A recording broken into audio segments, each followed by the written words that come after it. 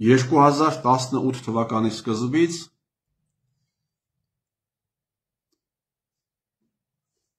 Հայաստանի Հանրապետության ազգային ժողովի պատգամավորը, երկխմբակցության ղեկավարը, 16-րդ հետագայում վարչապետը ինչ ուզում Հայաստանի Հանրապետությունում անում է, ինչ ուզում։ Մարդով երևի 100 մետրը վազի մի 50-60 վայրկյանում, մարդ ով 10 ժիմ չի կարող անել, իմ հանդիպած ամենավաղկոտ մարդկանցից մեկը, իմ հանդիպած ամենաստախոս ու ստոր մարդկանցից մեկը, հարգելի բարեկամներ։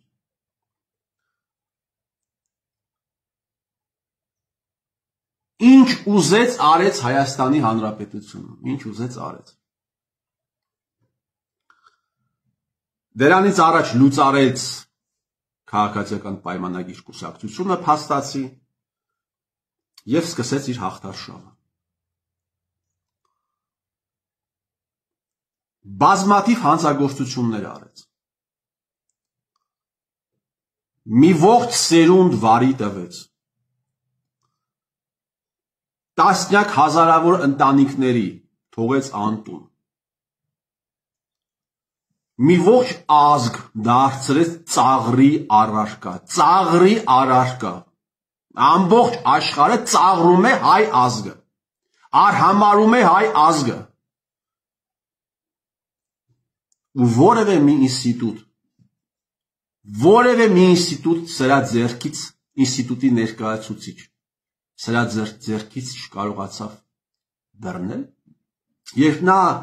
սկսեց իր քայլարշավը Գյումրից, երկում էր ես մենակ չեմ, տպավորություն կարող էր ստեղծվել, որ նկատի ունի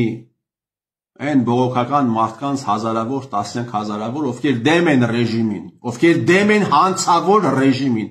մարտակեր ռեժիմին, բայց ինքը նկատի ուներ այդ ռեժիմի ազգային անվտանգության ծառայությունը։ Դրա համար էր ասում ես մենակ չեմ։ Դրանից էր ինքը փառավորվում։ Իմիջայլոց այսօր հոկտեմբերի 27-ն է։ 2019 թվականին Դեմիրճյանի ընտանիքի փաստաբանը Ամեկ+-ին հարցազրույց տվեց եւ ասաց, որ քանի որ 20 տարին արդեն անցել է, գաղտնիության ռեժիմի որոշակի փոփոխություն կարող է այդ տարիների հանգամանքով պայմանավորված, կարող է արդեն ինքը իրեն թույլ տալ որոշակի մանրամասնություններ ներկայացնել եւ այդ համատեքստում ասաց, որ Նայիրի Հունանյանը եղել է, աշխատել է ազգային անվտանգության ծառայության հետ։ Այսինքն ազգային անվտանգության ծառայության գործակալը զենք ու զրահով հանկարծ հայտնվում է Վազգեն Սարգսյանի կողքը, 27 թվականի հոկտեմբեր ամսին երկրի վարչապետի կողքը, սպանդ է իրականացնում եւ տպավորություն էր, որ այդ ինֆորմացիան, այդ հայտարարությունը, այդ բացահայտումը պիտի մեծ ալիք բարձրացնի Հայաստանի Հանրապետությունում, բայց բացարձակ լռություն։ Գիտեք ինչու, որովհետեւ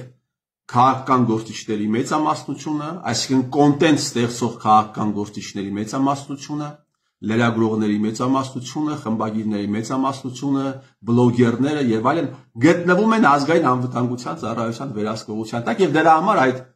հայտարարությունը այդպես էլ անտեսվեց։ Կարծես չէր էլ եղել։ Այսինքն ազգային անվտանգության ծառայության գործակալը սպանում է երկրի վարչապետին, բայց դա կարևոր նորություն չէր դա։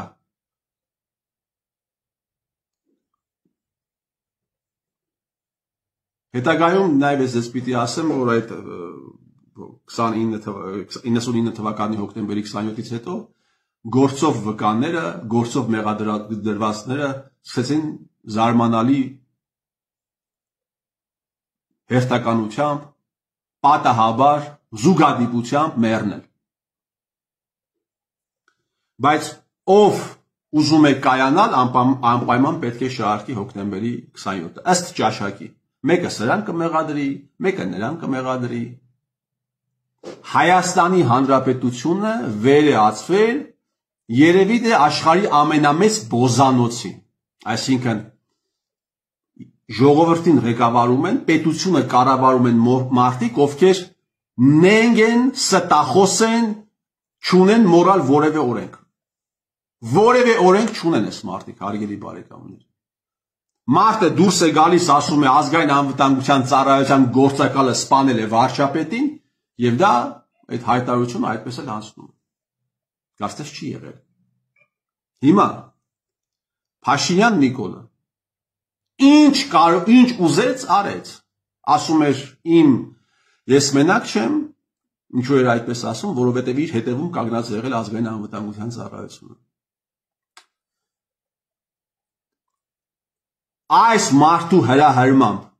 Այս մարդու հրահրմամբ տեղի ունեցավ պատերազմ, մի ողջ սերունդ սպանել տվեցին,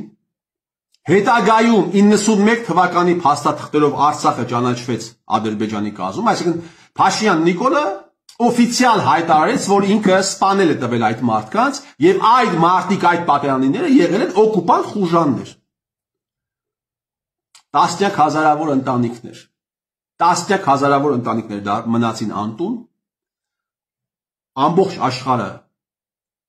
սկսեց ծաղրել, արհամարել հայ ազգին, եւ որևէ մի ինստիտուտ Փաշինյան Նիկոլի ձեռքից չբռնեց, հա, գիտեք ինչու, որովհետեւ այս ամենը միայն Փաշինյան Նիկոլը չի իրականացնում, Փաշինյան Նիկոլը դրա դեմքն է։ Այս ամենը իրականացնում են հազարավոր մարդիկ, գիտակցելով, չգիտակցելով, այս ամենը իրականացվում է ազգային անվտանգության ծառայության կողմից, դատախազության կողմից, ոստիկանության կողմից։ Փաշինյան Նիկոլը չի իրականացրել մի հանցագործություն, որը չի լեգիտիմացրել Հայաստանի Հանրապետության ազգային ժողովում։ Այդպիսի հանցագործություն չկա։ Նա օրենքներ է խախտում, նա բարոյական նորմեր է խախտում, եւ ողջ ազգը, այսինքն ազգի ճնշող, այսպես ասեմ, լավ մեծամասնությունը, ինստիտուտները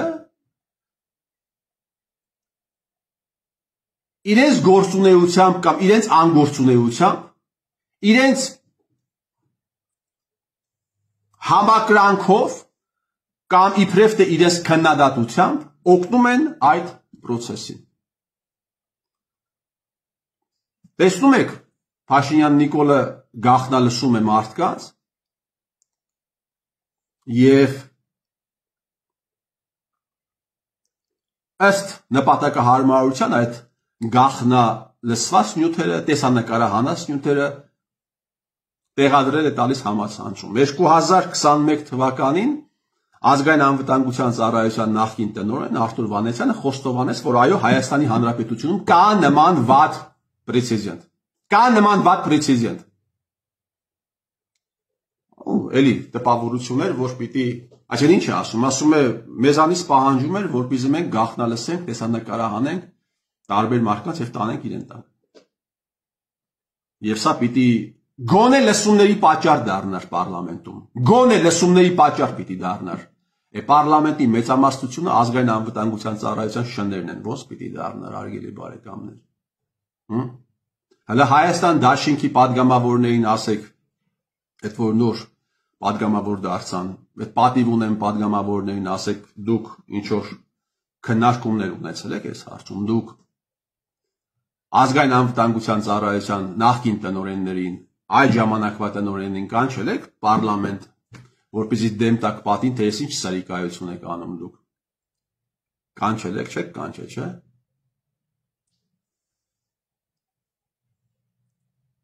Սերժ Սարգսյանը այսքան ողբերգություն եղավ,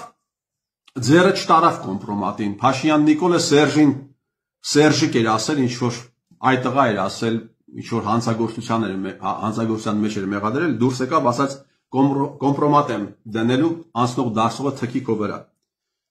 Եվ հետագայում ինքը իր բերանով խոստովանեց, որ սա խոսքի գնում սեռական բնույթի կոմպրոմատի մասին։ Տեսնում եք Փաշինյան Նիկոլին ոնց են գժվեցրել գցել այս ստահակները ժողովրդի ջանը։ Բա Սերժիկ, մեկը չեղավ հարցներ, այդ կոմպրոմատը քեզ որտեղից։ Այսինքն այս հարցերը պիտի քննարկվեր պարլամենտում։ Այս հարցերը պիտի լուծումը ստանային պարլամենտում, բայց ելի եմ ասում, քանի որ պարլամենտի ներկայացուցիչները կամ ուղիղ կամ անուղղակիորեն ազգային անվտանգության ծառայության շներն են, կամ ինչպես ժողովուրդն է ասում ԱԱԾ-ի բոզերն են։ Նրանք այս հարցին եւս անուշադրության մատնեցին։ Եվ բանը եկե հասել է այնտեղ, որ հիմա ըստ իր նպատակահարմարության, քանի որ իրեն են արել, ինքն էլ ուրիշներին է անում։ Տեսնում եք, եկեղեցու սպասավորներին, հոգևորականներին, գաղտնալսում են, տեսանկարահանում են, տեղադրում են համացանցում։ Նույն սրիկայությունը տեղի ունեցավ Հովիկ Աղազարյանի նկատմամբ, այս մարդու անձնական նամակագրությունը հանին փրեցին։ Սա ոչ թե սա ամենաստոր բանն է, հարգելի բարեկամներ, ամենաստոր բանն է, որը կարող է իրականացնել երկրի ղեկավարությունը իր քաղաքականության իրականացման շրջանակներում։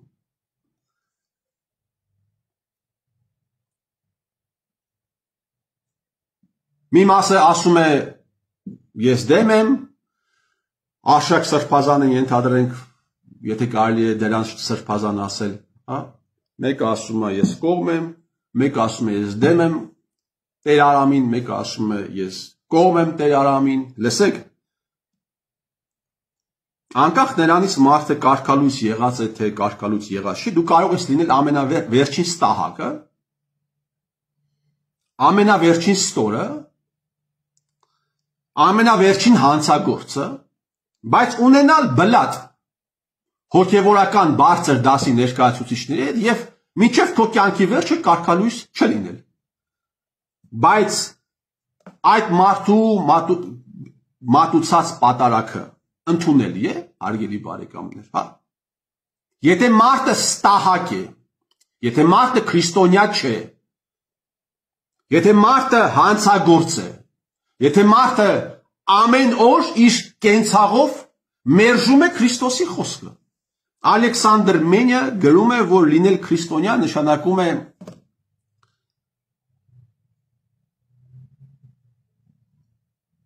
հավատալ Քրիստոսի ուսմունքի ճշմարտացիությանը եւ խնդիր դնել Քրիստոսի պատվիրանները կյանքի կոչելու։ Հիմա եթե մարդը նարկոման է, բայց եկեղեցական է, բարձր դասի ներկայացուցիչ է, վարում է անկանոն սեռական կյանք, բայց ունի կուսակրոնության ուխտ։ Եթե մարդը հանցագործների համար երաշխիք է տալիս բանում, դատարաններում, բայց այս ամենի հետ մեկտեղ ինչ-որ բլատի պատճառով կարգալույս չի եղել և մատուցում է պատարակ, այդ մարդու մատուցած պատարակը ընդունելի է, դա սրբապղծություն չէ, լսեք, դուք մարդկանց ինչու եք դնում ոչխարի տեղ, ինչու եք դուք մարդկանց դնում անպայման, մարդկանց ինչու պետք է պարտադիր դնեք ոչխարի տեղ։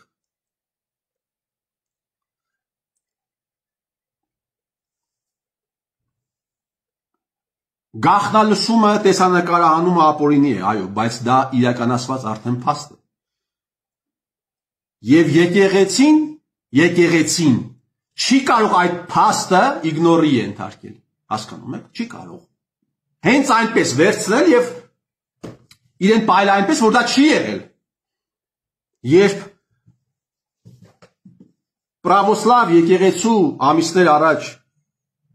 եպարխիաներից մեկի ղեկավարի նկատմամբ տեղի ունեցավ մոտավորապես նույն պատմությունը,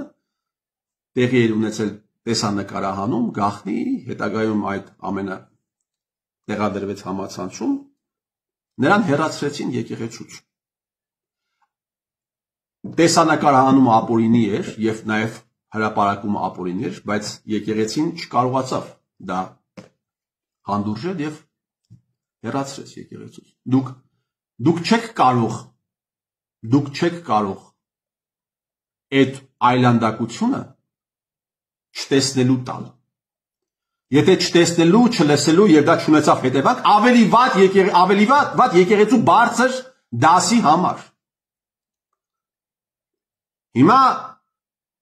այն մյուս եկեղեցականի մասին, ով 3 պատարակ էր մատուցում։ Ուրեմն ընդհանրապես այն մարդը, որը դուրս է գալիս կորպորատիվ էտիկետի դեմ, այն մարդը, ով դուրս է գալիս այն կոլեկտիվի դեմ, որի անդամն է եղել, ես հələ չեմ ասում այդպիսի ազդեցիկ կոլեկտիվի դեմ, ինչպիսին է հայ առաքելական եկեղեցու բարձր դասը։ Եվ հետագայում կարգալույծ է լինում այդ մարդը։ Ինքը պարտադիր, այդպիսի մարդիկ պարտադիր իրենց խոսքի մեջ լինում են մի քիչ վախեցած, ինչքան ուզում է ճիշտ լինես, մի քիչ շփոթված,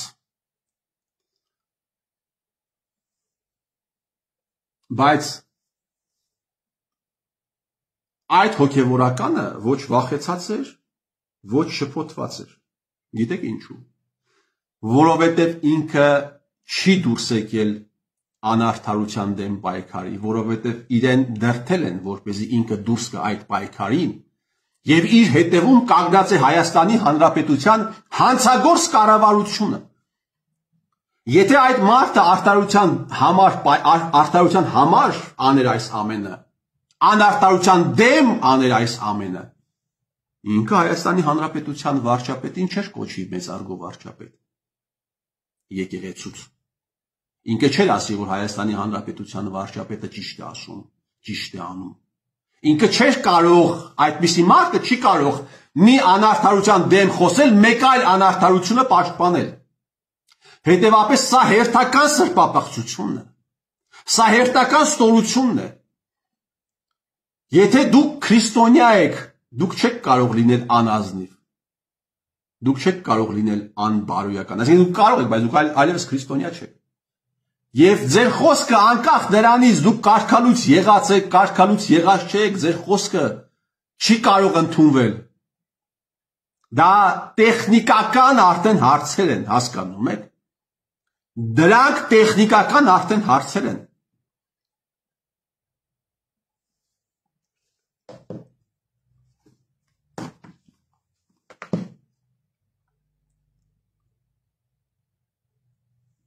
Այսքան փոքր երկրի վրա ու այսքան մեծ անբարոյականության այսպիսի մեծ մասշտաբ։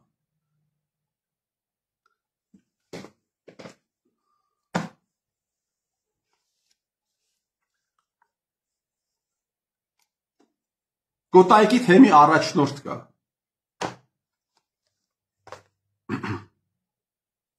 Էլիբեկ Քյարամյան ունի զավակ։ Նա ոչ միայն կուսակրոն քահանա լինելով ունեցել է զավակ, այլ դաստիարակել է մի այնպիսի մարդ, ով դարձել է հետագայում ազգային 29-30 տարեկան հասակում, զբաղեցրել է գեներալական պաշտոն, քաղմասներում մարդկանց է խոշտանգել, աչքի ընկել լկտի, խուլիգան վարքագծով պարլամենտում։ Վեհափարտ Տեր, սա խնդիր չէ։ Քո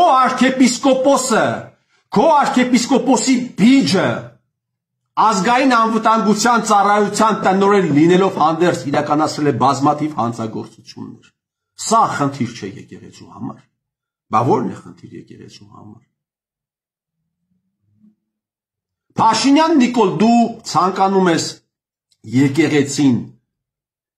դու ապրիորի չես կարող ոչ մի բան ուզենաս առողջացնել։ Բայց մի պահ ենթադրենք դու ցանկանում ես որպեսզի հայ առաքելական եկեղեցին, որը ինչպես դու ես ասում արժեք է քեզ համար։ Դու արդար մարդ ես, Բայց եթե դու արդար մարդ լինես, դու ամեն օր սուտ ես խոսում, այդ տղա, դու ո՞նց կարող ես քրիստոնեությունից խոսել։ Դու ո՞նց կարող ես ասել Քրիստոսը իմ ուսուցիչն է, եթե քո ամեն օրը ստի մասին է։ Ամեն օր դու 1000 անգամ սուտ ես խոսում, բավական է մի լրագրող քեզ ինչ որ մի հարց տա, որը դուք թույլ եք տալիս, մի քիչ հարց, եւ դու կսկսես ստել, ու դու խոսում ես, որ Քրիստոսը քո ուսուցիչն է։ Դու ասում ես, բայց եթե կուսակրոնության խախտումը այդքան մեծ եւ անընդունելի բան է քեզ համար, Արգիշտի Քյարամյանին ինչու է այդ պաշտոնին նշանակել։ Ասում է, տեսեք, այս հարցը իրեն տալիս են։ Եվ ինքը ասում է, Արգիշտի Քյարամյանը ասում է, սովորական Հայաստանի Հանրապետության քաղաքացի է, ունի բոլոր այն իրավունքները, որ ունեն բոլորը։ Շատ լավ։ Փաշինյան Նիկոլ, Արգիշտի Քյարամյանը, էլի մեկ Քյարամյանի որդին։ Վլադիմիր Գասպարյանի ընկերոջ որդին, ում հետ հարաբերություններ ունեն նաև Քավոր Սանիկային, հետաքրքիր է, չէ՞, հեղափոխություն է եղել։ Այդ տղա 28-29 տարեկան սովորական քաղաքացիները Հայաստանի Հանրապետությունում դեռ աշխատանքի հարց են փորձում լուծել իրենց համար։ Դեռ չեն կայացել որպես մասնագետ, շատերը 28-29 տարեկան երիտասարդին դու նշանակում ես գեներալական պաշտոնի, դու ուզում ես ասել, որ ինքը սովորական քաղաքացի է, ունի բոլոր իրավունքներն ու պարտականությունները, ինչպես մնացածը։ Դու ուզում ես ասել, որ այդտեղ բլատ չի եղել, իհարկե եղել է։ Բա հարց տվեք Փաշինյան Նիկոլին։ Երեք շատերը մասնակցում էին պատարագի։ Մեկը ասում է դա կեղծ պատարագ է, մեկը ասում է իրական պատարագ է։ Այդ կեղծ գիծ իրական պատարագին մասնակցածներ, մոտեցեք ձեր Փաշինյան Նիկոլին, ձեր կուրքին, ձեր առաջնորդին եւ տվեք այս հարցը։ Ասեք, պարոն Փաշինյան, դու ասում ես Քրիստոսը իմ ուսուցիչն է, Քրիստոսը իմ Աստվածն է։ Ինչու ես այս անձնավորությանը նշանակել ազգային անվտանգության ծառայության տնօրեն եւ պահանջեք ճշմարիտ պատասխան։ Տեսեք, ձեզ ճշմարիտ կպատասխանի, թե կսկսի էլի համաձայն իր բնավորության խապել, ստել։ Օրը 15 անգամ սուտ խոսացող մարդը ինչպես կարող է քրիստոնյա լինել։ Եվ ընդհանրապես մեր հասարակությունը, եթե նախկինում ես կարծում էի, որ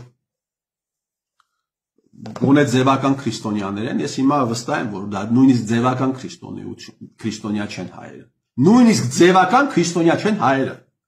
Այդ թվում շատ ու շատ բարձրաստիճան հոգևորականներ, բարձրաստիճան տերդերներ, գելենվագեններով, բենտլիներով, ման եկողներ, դուք ի՞նչ կապ ունեք քրիստոնեության հետ, ինչ որ սքեմ եք հագնում, ուրեմն դուք քրիստոնյա եք։ Պասկալը այսպիսի մի հրաշալի խոսք ունի, ասում է Ագոնիա Խրիստա դլիցը վեչնա, Քրիստոսի հոգևարկը հավերժ է եւ այդ ժամանակ պետք չէ քնել։ Մամարդաշվիլին հետաքրքիր ձևով մեկնաբանում է, որ ամեն անգամ, երբ ինչ որ անարդար գործ է տեղի ունենում, երբ ինչ որ արդար մարդու են նեղություն պատճառում, խաչվում է Քրիստոսը։ Եվ պետք չէ քնել ու պետք չէ թույլ տալ դա։ Ամեն մարդ իր չափով, ամեն մարդ իր հնարավորության սահմաններում, դուք ձեր չափով արել եք դա։ Դուք ձեր հնարավորության սահմաններում դա արել եք։ Սրիկա տերդերներ, դուք դա արել եք։ Ձեր աչքի առաջը մի ողջ սերունդ տարան մտցրեցին մսաղացի մեջ։ Դուք գնահատական տվեցիք տեղի ունեցածին։ Կճոյան Ավինյան Տիգրանի հետ հարաբերությունների մեջ գտնվող, դու այդ ամեն ինչին գնահատական տվել ես։ Քո մատուցած պատարագը ընդունելի է, որովհետև դու կարգալույց եղած չես, իսկ այն մյուսը ով կարգալույց է եղել, ընդունելի չի։ Երկուսին էլ ընդունելի չի։ Երկուսին էլ ընդունելի չի։ Վայ են մարդկանց, ովքեր պիտի գան հաղորդություն ստանան։ Դուք պիղծ մարդիկ եք, առևտրական վաշխառու քրիստոնեության հետ բացարձակապես կապ չունեցող եւ այդ ստատուսը, այդ ձեր ստատուսը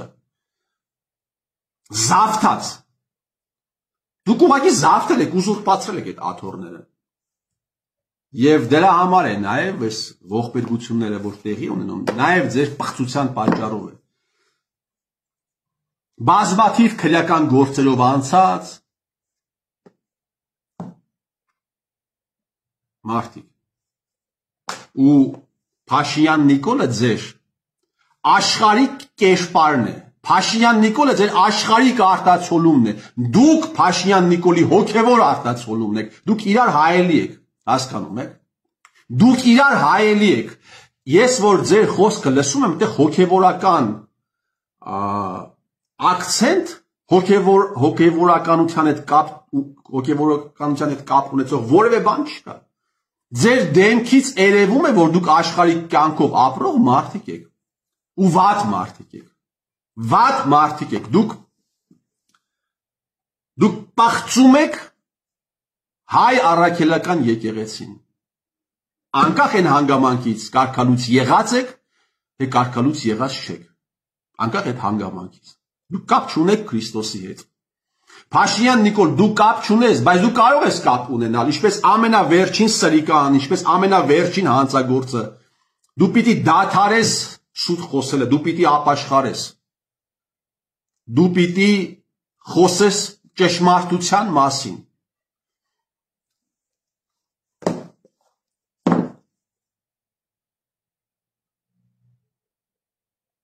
Երևի են արդար մարդու բերնից հնչող Երևի արդար մարդու բերանից հնչող չգիտեմ հայոյանքի մեջ վատ բան պիտի ասեմ բայց պետք է ասեմ նոր արդար մարդուն դեմ են տալիս սրիկանները պատինը չգիտի ինչ անի իր բերանից հնչող հայոյանքի մեջ ավելի շատ աղոթք կա քան թե ձեր պիղծ բերաններից հնչող աղոթքի մեջ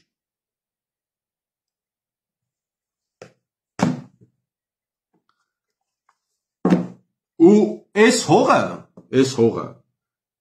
այս հողը պարտադիր ազատվելու է ձեզանից պարտադիր այս հոգևորականներից այս աշխարհիկներից պարտադիր ազատվելու է տա Աստված ազատի հայը եթե հայը չկարողացավ ազատել հողը ձեզ նմաններից թող դա անի օտարը Եվ թող օրհնվի այն օրը, երբ այս ժողովուրդը կազատվի ձեզանից։ Ես ձեր Տիրոջ մերը